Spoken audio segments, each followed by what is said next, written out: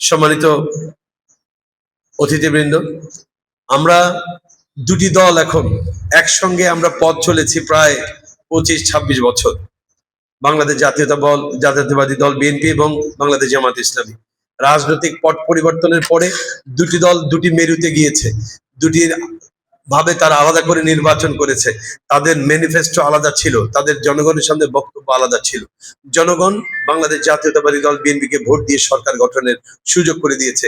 আমরা জাতীয়তাবাদী দল বিএনপি সরকারকে আমরা আন্তরিকভাবে অভিনন্দন জানাই এবং তাদেরকে ধন্যবাদ জানাই।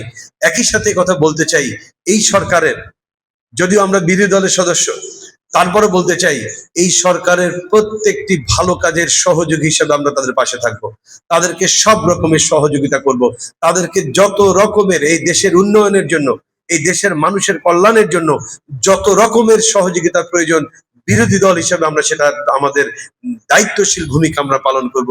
বিরোধিতার খাতিরে শুধু বিরোধিতা আমরা করব না, আমাদের সকল সমালোচনা থাকবে গঠনমূলক, দেশের মানুষের কল্যাণে, দেশের কল্যাণে। তবে একই সাথে কথা বলতে চাই, সরকার যদি জনস্বার্থ বিরোধী কোনো কাজ করে, সরকার যদি অন্যায় কোনো কাজ করে, সরকার যদি মানুষের